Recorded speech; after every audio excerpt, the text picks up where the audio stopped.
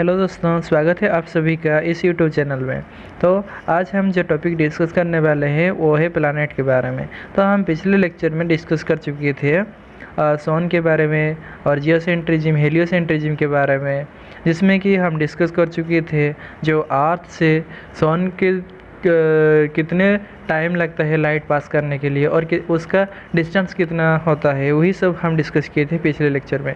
तो आज के लेक्चर में हम देखेंगे प्लानट के बारे में। उसी में जो 8 प्लानट होता है, मर्क्यूरी से लेकर जो नेपच्यून तक और प्लूटो को जो डुआर प्लानट कहते हैं, वो सब आज इस वीडियो में देखेंगे। तो ये वीडियो वेरी इंपॉर्टेंट रहने वाला है। तो आपका एग्ज़ाम लाइक एसएससी, रेलवे और बैंकिंग एग्ज़ाम में भी ये 25 मार्क तक पूछा जाता है।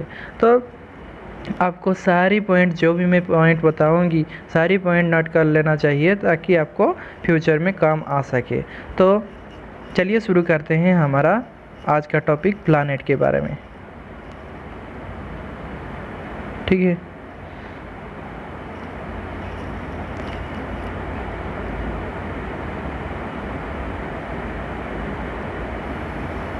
तो देखिए, those are the opaque body and which continuously revolve around the sun and lighted by the sun। ठीक है, तो जो हमारा प्लानट है, जो हमारा 8 प्लानट है, वो सारी के सारी ओपाक प्लानट है। चलिए मैं आपको बता देता हूँ ओपाक किसे कहते हैं। तो इसमें 2 टाइप का थिंग्स आता है। जो फर्स्ट को कहा जाता है ट्रांसपेरेंट, TRANSPARENT। ठीक है, ट्रांसपेरेंट। और है opaque। तो ट्रांसपेरेंट किसे कहते हैं? ट्रांसपेरेंट एक बॉडी जिसमें कि लाइट पास करता है, जिसका अंदर लाइट पास कर सकता है और अगली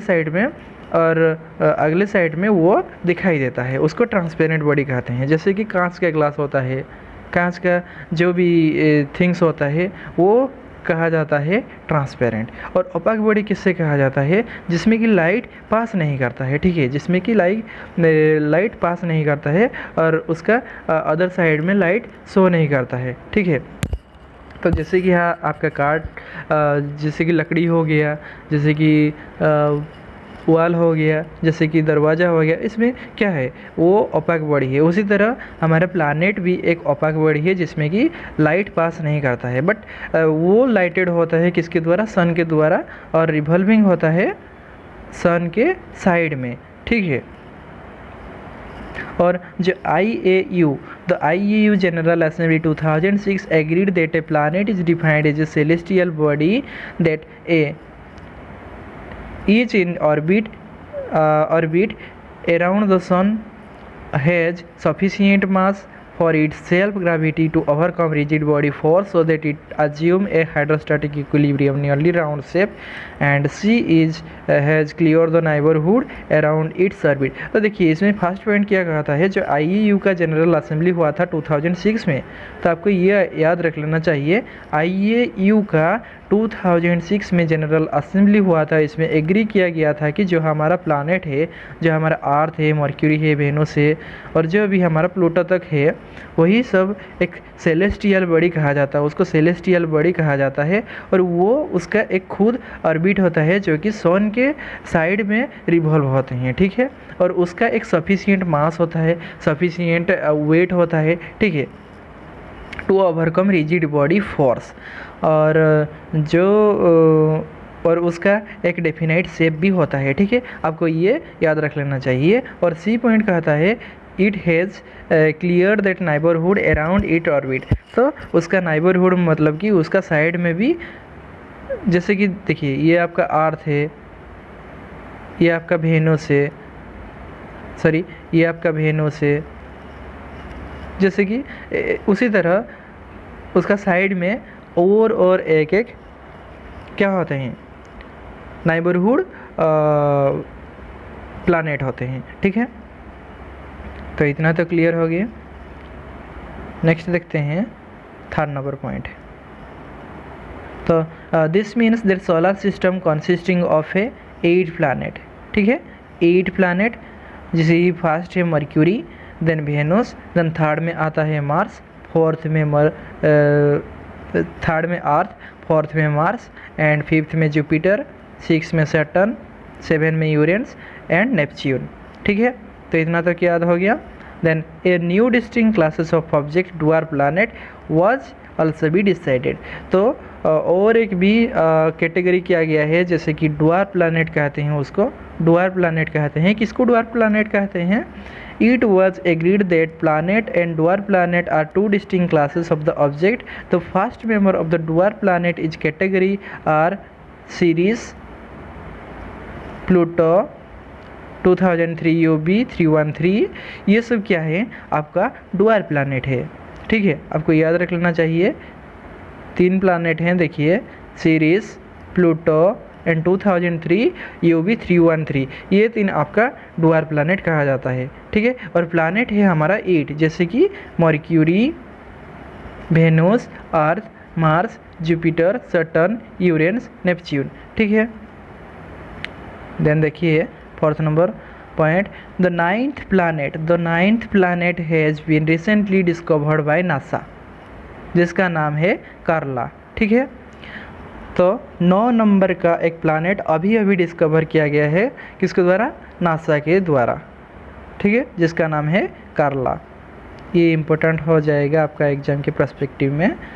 देखते हैं अगला number point, the sequence of the planet according to their distance from the sun is Mercury. देखिए, मर्क्यूरी जो भी आपका प्लानेट है वो सन से पास में है, उसके बाद वेनस है सेकंड में, थर्ड में अर्थ है, देन मार्स है, जुपिटर है, सैटर्न है, यूरेनस है, नेपच्यून लास्ट में है। ठीक है, एंड देन नेक्स्ट पॉइंट देखते हैं, the sequence of the planet according to their size.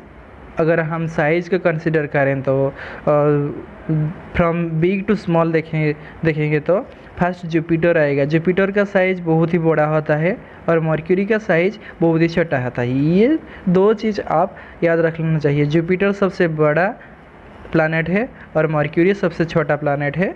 और अर्थ कितने नंबर पे आता है? जुपिटर, सैटर्न, यूरेनस, नेपच्यून के बाद अर्थ आता है। ठीक है, वो है 5 नंबर पोजीशन में। ठीक है, अर्थ है 5 नंबर पोजीशन में। देन देखते हैं अगला number point, Jupiter is the biggest and mercury is the smallest. वही बात लिखा गया है ऑफ आवर सोलर सिस्टम। ठीक है, इतना तो क्लियर हो गया। देन देखते हैं क्लासिफिकेशन ऑफ प्लानेट। प्लानेट का क्लासिफिकेशन क्या है, क्या कहा गया है। ठीक है, तो हमारे जो 8 प्लानेट है, 8 प्लानेट है been divided into 2 group.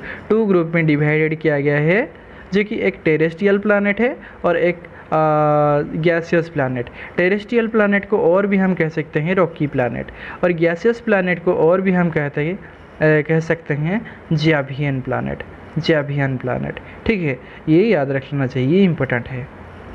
Terrestrial planet Rocky planet को कहते हैं और जैवियन प्लानेट गैसियस प्लानेट को कहते हैं। ठीक है, ये हो गए 2 group of classification of planet. ठीक है, द नेक्स्ट पॉइंट देखते हैं, the 4 planet nearest to the sun. जो सन के साइड में, सन के पास में है जो 4 प्लानेट, वो है मर्क्यूरी, वेनस, अर्थ, मार्स। ठीक है, वो 4 प्लानेट को हम कहते हैं टेरेस्ट्रियल प्लानेट। ठीक है, वो 4 प्लानेट को हम कहते हैं terrestrial planet because their structure is similar to earth, इसलिए हम उसको टेरेस्ट्रियल प्लानेट कहते हैं। देखते हैं गैसियस प्लानेट किससे कहते हैं।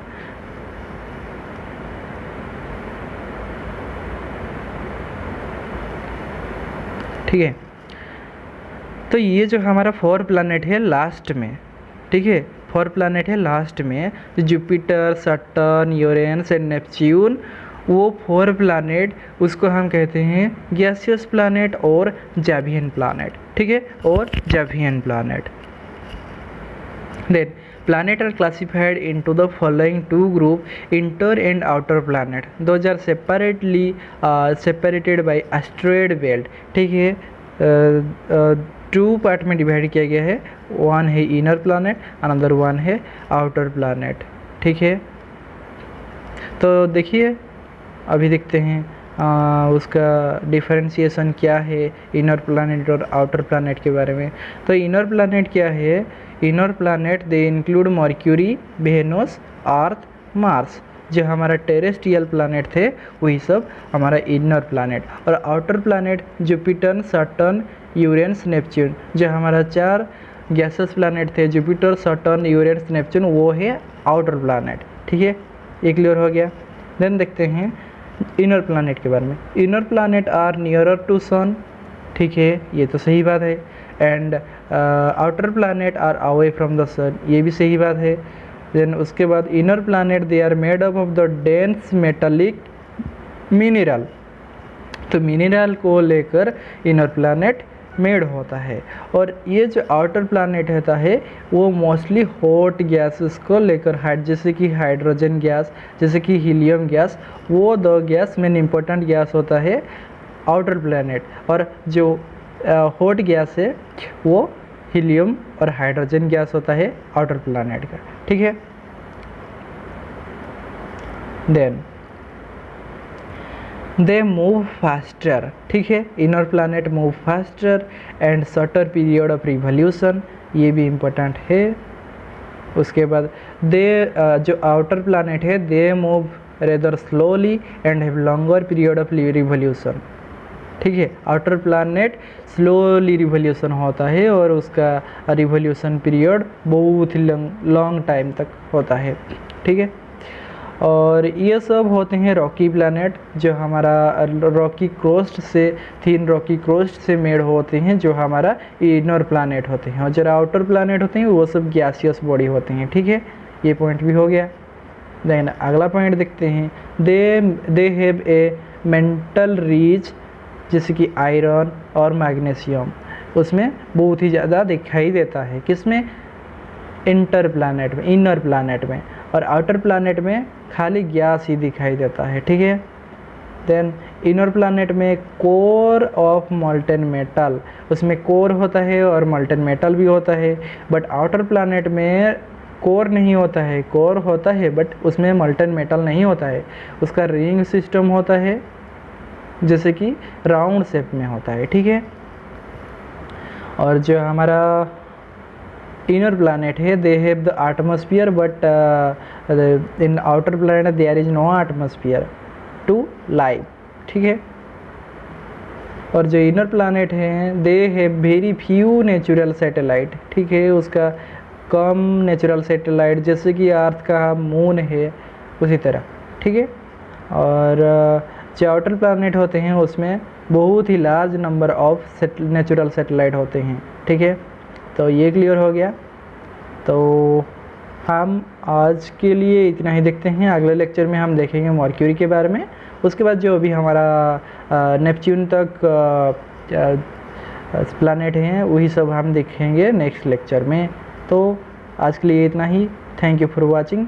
Thank you well.